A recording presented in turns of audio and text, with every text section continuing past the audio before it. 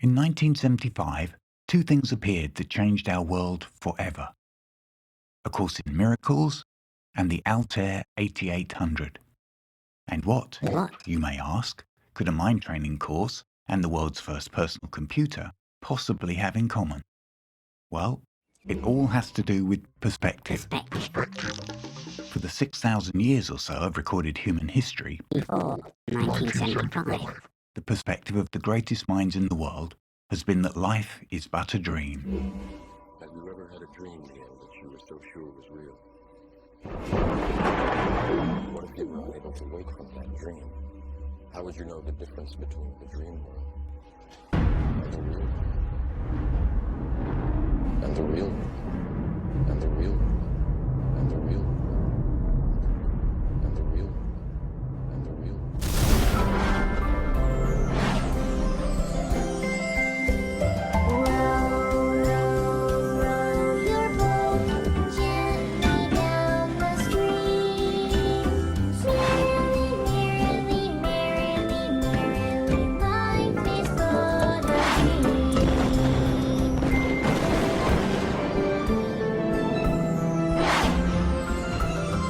The world is like a ride at an amusement park, and when you choose to go on it, you think it's real, because that's how powerful our minds are. And the ride goes up and down and round and round. It has thrills and chills, and it's very brightly colored, and it's very loud, and it's fun for a while.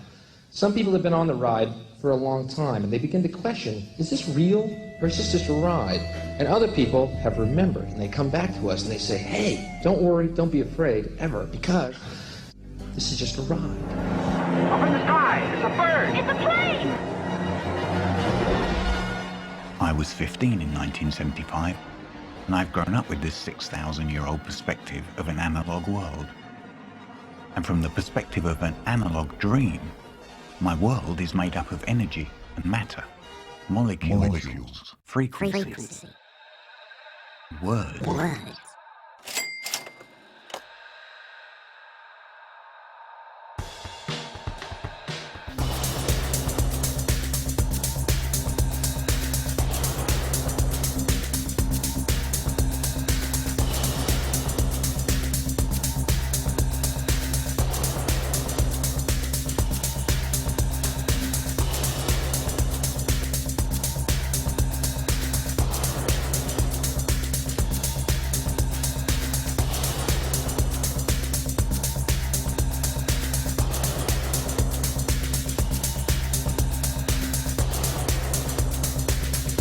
When the course came out in the 70s, the idea of millions of computers all over the planet networked together to play the same game was only a thought in the mind of a few sci-fi buffs, visionaries, and Steve Jobs.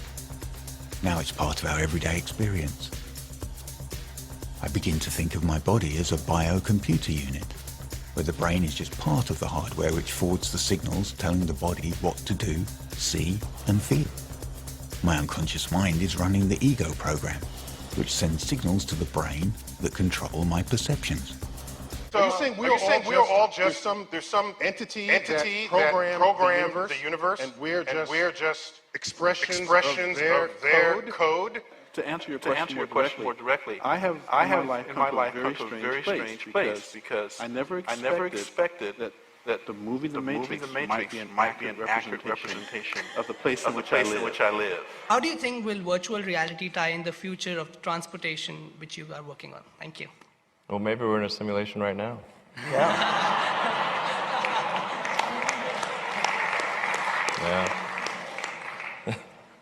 Yeah, seriously. So the assumption then is that somebody beat us to it, and this is a game. No, there's a 1 in billions chance that this is base reality. The strongest argument for us being in a simulation, probably being in a simulation, I think is the following. That 40 years ago, we had Pong, like 2 rectangles and a dot. That was what games were. Now, 40 years later, we have photorealistic 3D simulations with millions of people playing simultaneously, and it's getting better every year. And soon we'll have virtual reality, augmented reality. If you assume any rate of improvement at all, then the games will become indistinguishable from reality. They'll be indistinguishable. Most science fiction stories describe humanity as a species that will expand outwards. To boldly go where no one has gone before. And all that. And maybe that's true. But I find the idea that I'm experiencing life as a biocomputer unit in a simulated, programmed world, all of it projected from my mind, is easier to come to peace with than some sort of spiritual idea of a dream with no structure, where I've sinned somehow, or sold my soul, or fallen from grace. But seeing myself as playing a holographic virtual reality game so ruthless and distracting that I've forgotten it's just a game. Welcome back, Captain Stevens. Where am I? You are inside the source code. What is the source code?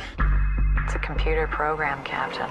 You can control your surrogate. I got sucked in and now the game is playing me. And send it out into the real world. That I can see. That has a structure I can work with. Hey!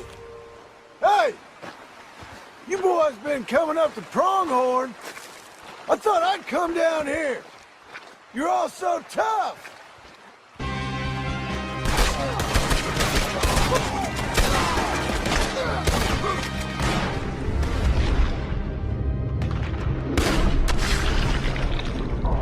I know there will be a few skeptics here in the audience.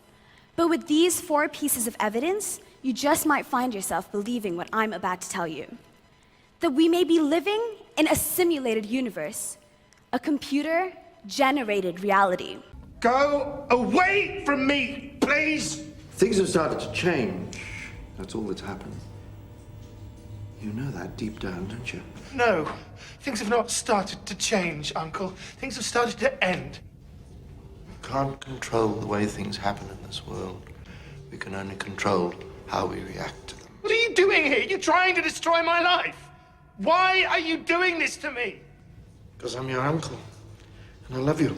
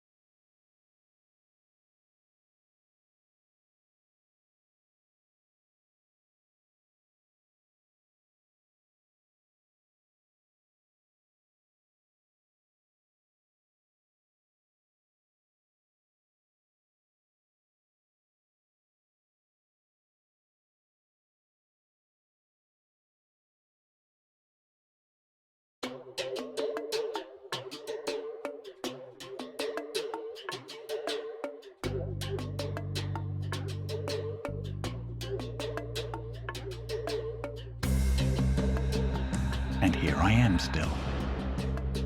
46 years after the Altair 8800. But today, my dream game world is made up of binary information and networks In 2021, I experienced my life from the digital world perspective.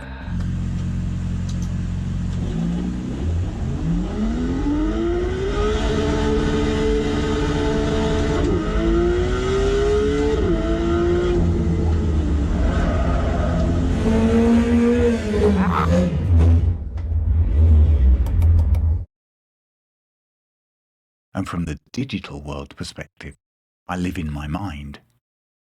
Learning one is that it's all in my mind. Welcome to my conscious mind, my box, the place where I think. This is where I experience my perceptions of a world that seems to be outside me. It may seem that I live as a body in a world outside of me, but I really live entirely in my mind. This is what A Course in Miracles means when it says I have a split mind. Split mind. And from this digital world perspective, where it's all in my mind, thinking of myself as being on a roller coaster ride works much better to bring my mind to peace than the analog thought of my life being but a dream. Once I can accept that I'm on the roller coaster ride of my life, then I also have to accept that the ride is going where it is going. And I can't control that.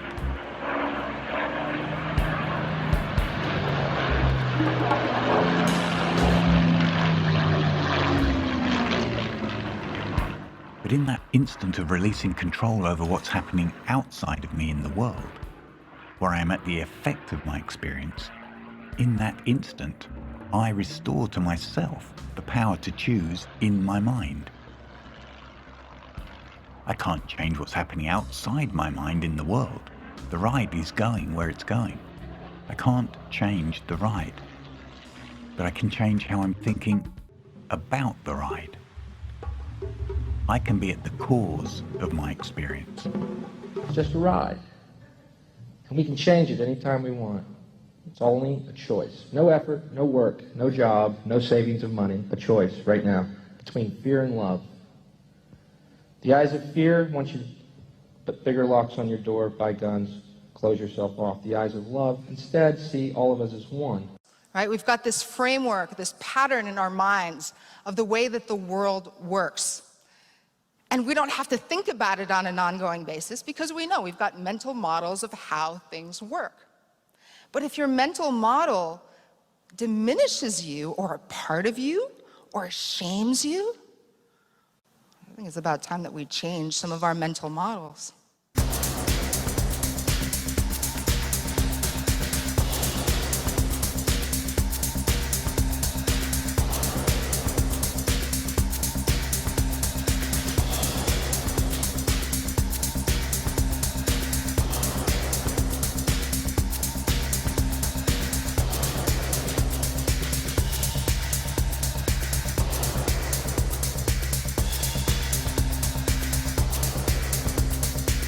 Eventually, everybody will do this.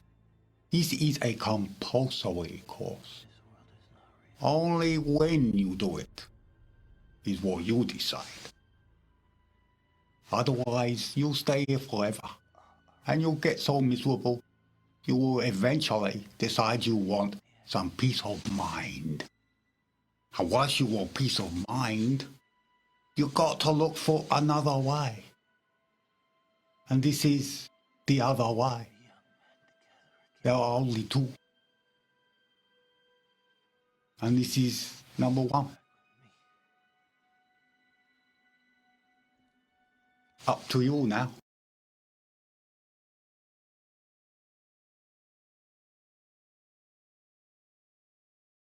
I'm not a body. I'm free.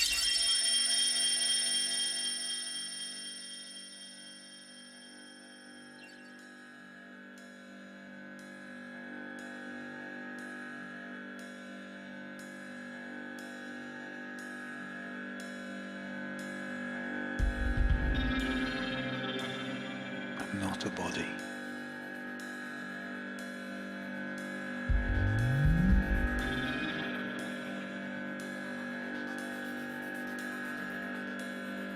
I am free.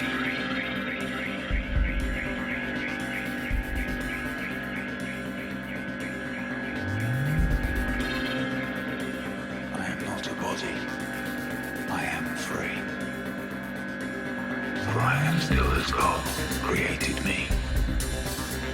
From the analog world perspective, A Course in Miracles tells me I can awaken in this dream. From the digital world perspective, A Course in Miracles is a do-it-myself instruction manual, which explains how I can awaken myself.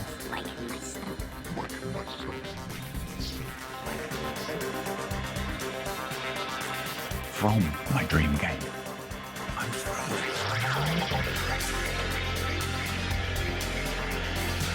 If you're open to the possibility of thinking another way about the world and about who you really are, then I invite you to join me on a learning journey. This is Holy Spirit's gift through me for you, should you choose to accept it.